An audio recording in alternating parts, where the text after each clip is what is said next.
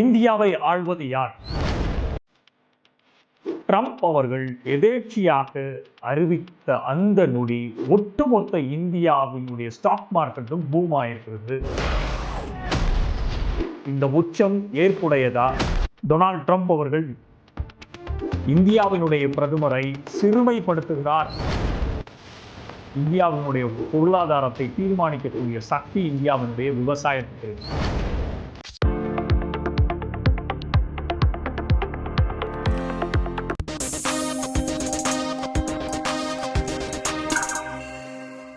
லீடர்ஸின் அன்பு நெஞ்சங்களே வணக்கம். நான் உங்கள் ஹரிஷ் இப்ராஹிம்.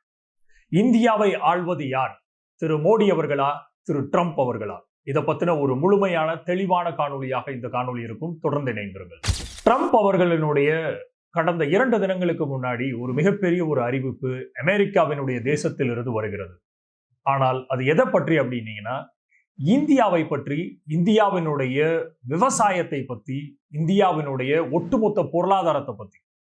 இதை கிஞ்சித்தளவும் இந்தியர்களுக்கு சம்பந்தம் இருக்குதா? இந்தியர்களுக்கு மிக முக்கியமான தேவைகள் இருக்குதா? இந்திய மக்கள் எவ்வளவு தூரம் இதை பாதிக்க போகிறார்கள் அப்படிங்கிற ஒரு பார்வை ஒட்டுமொத்தமாக ட்ரம்பினுடைய அந்த அறிவிப்பின் மூலியமாக நமக்கு தெரிய வருகிறது. அது எதுன்னா, ட்ரேட் டீல். இந்தியாவிற்கும் யுனைடெட் ஸ்டேட்ஸ் ஆஃப் அமெரிக்காவுக்கும் உண்டாஇருக்கக்கூடிய அந்த வர்த்தக ஒப்பந்தத்தை ட்ரம்ப் அவர்கள் எதேர்ச்சியாக அறிவித்த அந்த நொடி ஒட்டுமொத்த இந்தியாவினுடைய ஸ்டாக் மார்க்கெட்டும் பூம் ஆயிருக்கிறது, உச்ச நிலைக்கு சென்றிருக்கிறது. ஆனால் உண்மையாகவே இந்த உச்சம் ஏற்புடையதா? முதல்ல இதை அறிவிக்க வேண்டிய நாடு எது? ஒட்டுமொத்தமாக பாராளுமன்றம் நடைபெற்று கொண்டிருக்கும் போது எல்ஓபி, அதாவது லீடர் ஆஃப் ஆப்போசிஷன், எதிர்க்கட்சி தலைவர் திரு ராகுல் காந்தி அவர்களை பேச விடாமல் மைய மண்டபத்தில் தொடர்ச்சியாக பாரதிய ஜனதா கட்சி அவமதித்துக் கொண்டிருக்கிறது சபாநாயகரின் மூலியமாக என்ற குற்றச்சாட்டை திரு ராகுல் காந்தி அவர்கள் தெள்ளத் தெளிவாக எழுப்பியிருக்கிறார் நேற்று. ஆனால் இந்த எதேர்ச்சியான ஒரு அதிகாரத்தினுடைய உக்கிரமாக இன்றைக்கு பிரதமர் மோடி அவர்கள் அறிவிக்க வேண்டிய, அது எப்பேற்பட்ட பொருளாதாரத்தினுடைய வீழ்ச்சி நிலையான ஒரு டீலாக இருக்கட்டும், இல்ல மேல்நோக்கி செல்லக்கூடிய ஒரு டீலாக இருக்கட்டும், ஆனால் அது அறிவிக்க வேண்டியது இந்திய மக்களுக்கு பிரதமர் மோடி அவர்கள் மட்டும்தான். ஆனால் டொனால்ட் ட்ரம்ப் அவர்கள் எதேர்ச்சி அதிகாரமாக இந்தியாவை தனது கைக்குள் ஆளுகைக்கு உட்பட்ட ஒரு தேசமாக கருதி கொண்டு இந்தியாவினுடைய பிரதமரை சிறுமைப்படுத்துகிறார் அப்படிங்கிற ஒரு பரவலான பார்வை எழுந்திருக்கிறது. அது என்ன அப்படின்னா, இந்தியாவிற்கும் யுனைடெட் ஸ்டேட்ஸ் ஆஃப் அமெரிக்காவுக்கும் யுஎஸ்ஏக்கும் நடைபெற்றிருக்கக்கூடிய ஒரு வர்த்தக போர். எது மூலியமாக? இந்தியாவும் ரஷ்யாவும் கச்சா எண்ணெய் கொள்முதலை இந்தியா அதிகப்படியாக பண்ணுகிறது ரஷ்யாவிடம் இருந்து. அதனால் உக்ரைன் போர் ரஷ்யாவால் நடத்தப்படுகிறது. அதை நிறுத்தவே முடியவில்லை என்ற குற்றச்சாட்டை தொடர்ச்சியாக பல மாத காலமாக டொனால்ட் ட்ரம்ப் அவர்கள் சர்வதேச அரங்கில் பல்வேறு பேட்டிகளில் கூறிக்கொண்டே வந்தார். ஆனால் இதை மூர்க்கத்தனமாக எதிர்த்த திரு மோடி அவர்கள் எக்காரணத்தை கொண்டும் ரஷ்யாவிடம் இருந்து கச்சா எண்ணெயை வாங்குவதை நாங்கள் நிறுத்தப் போவதில்லை, இந்தியாவிற்குன்னு ஒரு பன்முகத்தன்மை இருக்குது, எந்த நாடும் இந்தியாவை அடிபணிய வைக்க முடியாது என்பதை தெள்ளத் தெளிவாக பல்வேறு அரங்குகள்ல கூறினதை நம்ம பார்த்தோம். ஆனால் இன்றைக்கு அதற்கு நேர் எதிராக டொனால்ட் ட்ரம்ப் அவர்கள் விதித்த கட்டளையை ஏற்றுக்கொண்டு ரஷ்யாவிடம் இருந்து ஒட்டுமொத்தமாக கச்சா எண்ணெயை வாங்குவதை நிறுத்த முடிவு செய்துள்ளதாக டொனால்ட் ட்ரம்பினுடைய வெள்ளை மாளிகை அறிக்கை தெரிவிக்கிறது. அப்போ ஒட்டுமொத்தமாக இந்தியாவினுடைய பன்முகத்தன்மையும், இந்தியாவினுடைய அந்த கிரெடிபிலிட்டி, அந்த சஸ்டைனபிள் ஃபார்மட், இந்தியாவினுடைய சாவரனிட்டின்னு ஒன்று இருக்குது. இந்த தேசத்திற்கு முடிவெடுக்கக்கூடிய அதிகாரம் இங்க உச்சபட்சமாக பிரதமருக்காக கொடுத்திருக்குது இந்த இந்தியாவினுடைய மக்கள் தொகை.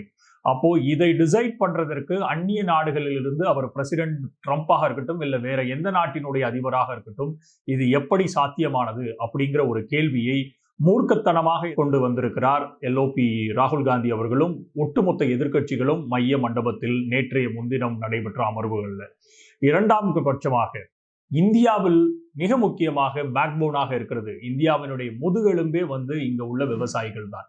அப்போ இங்க இருக்கக்கூடிய 50 விழுக்காடுகளுக்கு மேல இந்தியாவினுடைய பொருளாதாரத்தை தீர்மானிக்கக்கூடிய சக்தி இந்தியாவினுடைய விவசாயத்துக்கு இருக்குது. இந்தியாவினுடைய ஆன்மாவே விவசாயிகள் தான் அப்படிங்கிறது நம்மளுடைய கொள்கை. அப்போ இந்த கொள்கையை கடந்த ஆட்சி காலத்துல 77 வருடம் சுதந்திர காலத்துல இந்தியாவினுடைய ஃபார்மர்ஸை விட்டு கொடுக்காத மாதிரி தான் இங்க பாலிசி டிராஃப்ட் செய்யப்பட்டிருக்கிறது. இங்க இருக்கக்கூடிய ஒவ்வொரு நிதியமைச்சர்களும் இந்தியாவினுடைய அந்நிய நாடுகளில் இருந்து இந்தியாவினுடைய விவசாயிகளுக்கு எந்த விதமான த்ரெட்ஸும் வந்துடக்கூடாது. இங்க விளைவிக்கிற பொருட்கள், இங்க உருவாகக்கூடிய லைவ் ஸ்டாக்ஸ் என்கிறக்கூடிய உயிரினங்களுக்கு இங்க விலைகளை நிர்ணயிக்கக்கூடிய அந்த உரிமைகளை இங்க உள்ள விவசாயிகளுக்கு கொடுத்திருக்கிறது நம்மளுடைய ஜனநாயகம். அப்போ இன்றைக்கு அதற்கு மிகப்பெரிய ஒரு கேள்விக்குறியை எழுப்பியிருக்கிறது இன்றைக்கு ட்ரம்பினுடைய அறிவிக்கை. இந்த ட்ரேட் டீல் மூலியமாக மிக முக்கியமாக அவர் சொல்றது என்னன்னா, $500 பில்லியன் வர்த்தகத்தை இந்தியா இறக்குமதி செய்ய துணிந்திருக்கிறது. இந்தியா அக்செப்ட் பண்ணியிருக்கிறது. பிரதமர் மோடி $500 பில்லியன் அளவுக்கு அமெரிக்காவிலிருந்து அக்ரிகல்ச்சர் கமாடிட்டியை இம்போர்ட் பண்றதுக்கு, இந்தியாவுக்குள் இறக்குமதி பண்றதற்கு கையெழுத்து இசைவு செய்திருக்கிறார் அப்படிங்கிற ஒரு மிகப்பெரிய ஒரு குண்டை தூக்கி போட்டிருக்கிறார். இந்த முக்கியமான காரணம், இதுவரைக்கும் விவசாய பொருள்களுக்கு அமெரிக்காவில் இருந்தோ இல்ல வேறு எந்த நாடுகளில் இருந்தோ வர்றதுக்கு 30% வரி இருக்குது. அப்போ இந்தியாவில் விளைவிக்கிற பொருள்களுக்கும் வெளிநாடுகளில் இருந்து வரக்கூடிய பொருள்களுக்கும் அந்த விலை ஏற்றத்தினால் இந்தியாவினுடைய விவசாயிகளுடைய பொருள்கள் விலை மலிவாக கிடைக்கும் போது நம்ம இந்தியாவினுடைய உற்பத்தி திறன் அதுகளுக்கு அதிகமாக இருக்கும். கன்சியூமிங்கும் இந்தியாவினுடைய பொருள்களுக்கு அதிகமாக இருக்கும். அப்போ இன்றைக்கு அதை ஜீரோ டாக்ஸ் இம்போர்ட் டியூட்டியாக ஒட்டுமொத்தமாக $500 பில்லியன் அளவுகளுக்கு அக்ரிகல்ச்சர் கமாடிட்டியை அமெரிக்காவிலிருந்து உள்ளுக்கு இறக்குமதி செய்ததற்கு இந்தியா அக்ரி பண்ணியிருக்குது, இசைவு தெரிவித்திருக்கிறது அப்படிங்கிற அந்த ட்ரம்பினுடைய அறிக்கை ஒட்டு மொத்தமாக 45 லட்சம் கோடி ரூபாய்க்கு அமெரிக்காவினுடைய விளைபொருள்களை இந்தியாவில் இறக்குமதி செய்வதற்கு இந்தியா துணிந்திருக்கிறது என்கிறதை தெள்ள தெளிவாக ட்ரம்பின் அவர்களுடைய அந்த ட்வீட் காமிக்கிறது, அவர்களுடைய அறிக்கை செயல்படுத்துகிறது. அப்போ இந்தியாவினுடைய டோட்டல் பட்ஜெட் கடந்த 2 தினங்களுக்கு முன்பு நமது பினான்ஸ் மினிஸ்டர் திருமதி நிர்மலா சீதாராமன் அவர்கள் ஒட்டுமொத்தமாக இந்தியாவினுடைய பட்ஜெட்டே 53 லட்சம் கோடி. ஆனால் இன்றைக்கு அமெரிக்காவிலிருந்து நாங்கள் இறக்குமதி செய்ய தயாராக இருக்கிறோம் அப்படின்னு ட்ரம்ப் அவர்கள் தெள்ள தெளிவாக நரேந்திர மோடி அவர்கள் கையெழுத்து போட இசைவு தெரிவித்திருக்கிறதாக கூறப்படக்கூடிய அந்த ட்ரேட் டீல், அந்த அக்ரிமெண்டின் படி 45 லட்சம் கோடிகளுக்கு மேல அவர்களுடைய பொருள்களை நாம வாங்குறதுக்கு சம்மதம் தெரிவித்திருக்கிறதாக ஒரு பொருள் ஏற்படுத்துகிறது. இந்த யுஎஸ்க்கும் இந்தியாவுக்கும் ஏற்பட்டிருக்கக்கூடிய இந்த டீலை கொண்டாடி தீர்க்கிறார்கள் பாரதிய ஜனதா கட்சியினர். ஆனால் ஒட்டுமொத்தமாக எதை கொண்டாட வேண்டும்? மக்களிடம் நான் கேட்கிறேன். 0% அமெரிக்காவிலிருந்து வரக்கூடிய உள்நாடுகளில் இறக்குமதி ஆகக்கூடிய பொருள்களுக்கு 0% வரியை விதித்திருக்கிறது இந்தியாவினுடைய அமைச்சரவை.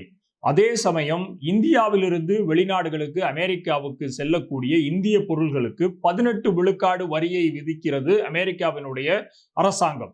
அப்போ இதுல எதை கொண்டாட வேண்டும்? அமெரிக்கா நமக்காக 18% வரியை விதிக்கிறதை வைத்து கொண்டாட வேண்டுமா? இல்ல அமெரிக்காவினுடைய பொருள்களுக்கு இந்தியாவில் 0% வரியை விதிக்கக்கூடிய இந்தியாவினுடைய அரசை கொண்டாட வேண்டுமா? எதை கொண்டாடுகிறார்கள் இந்த பாரதிய ஜனதா கட்சியினர் அப்படிங்கிற ஒரு கேள்வியும் மிக முக்கியமான கேள்வி இந்த தருணத்துல.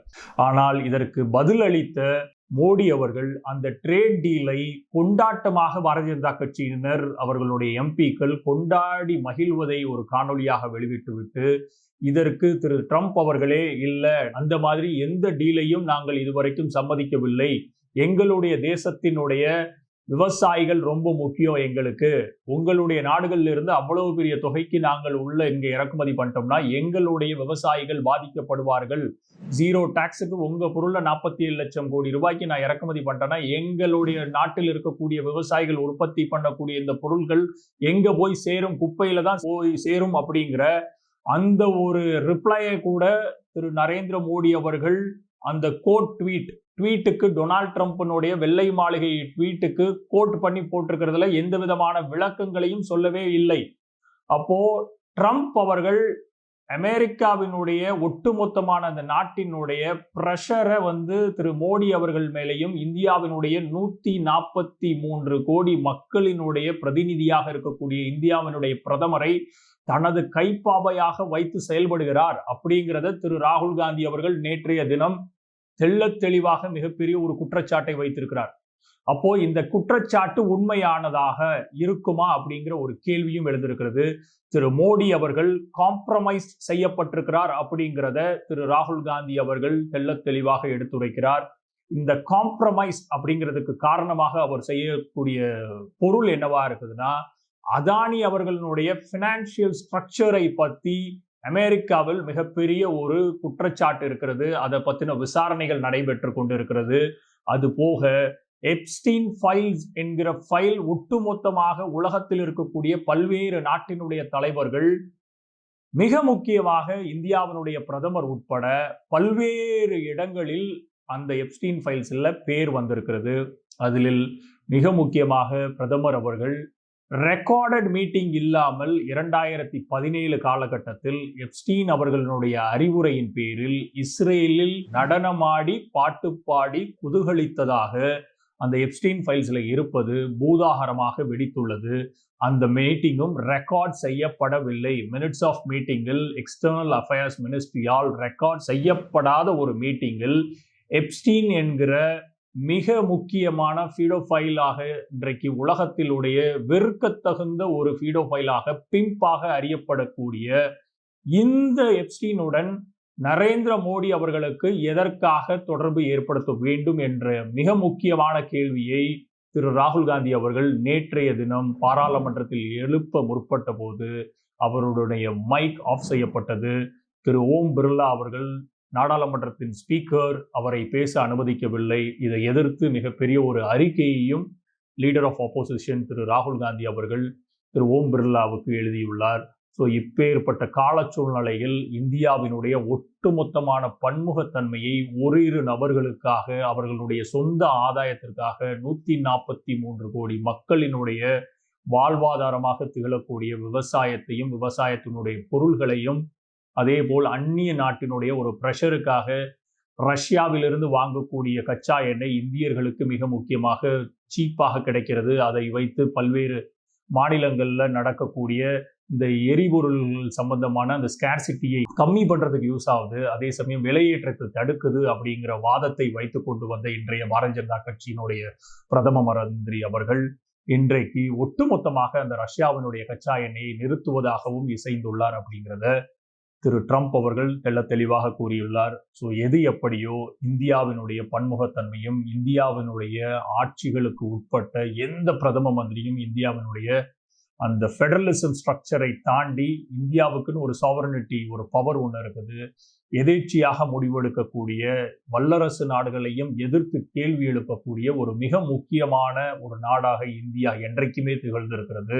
அதை இன்றைக்கு மிக முக்கியமாக ராகுல் காந்தி அவர்களுடைய கூற்றுப்படி காம்ப்ரமைஸ் செய்திருக்கிறாரா திரு மோடி அப்படிங்கிற கேள்வி மிக மிக மிக சீரியஸான கேள்வி. இதற்குரிய பதிலை திரு மோடி அவர்களும் பாரதிய ஜனதா கட்சியினரும் தெள்ளத் தெளிவாக இன்றைக்கு நாடாளுமன்றம் நடைபெற்று கொண்டிருக்கக்கூடிய அவையில் பதிலளிக்க வேண்டும். இந்த எப்ஸ்டீன் ஃபைல்ஸில் அவருடைய பெயர் எக்காரணத்தை கொண்டும் எதற்காக நிலை பெற்றது அப்படிங்கிறதற்கான விளக்கத்தையும், இந்த ட்ரேட் டீல், அமெரிக்காவுக்கும் இந்தியாவுக்கும் நடைபெற்றிருக்கக்கூடிய ட்ரேட் டீலினுடைய முழு விளக்கத்தையும் நாட்டு மக்களுக்கு பாராளுமன்றத்தின் வாயிலாக தெரிவிக்க வேண்டியது ஒவ்வொரு பிரதம மந்திரியினுடைய கடமை.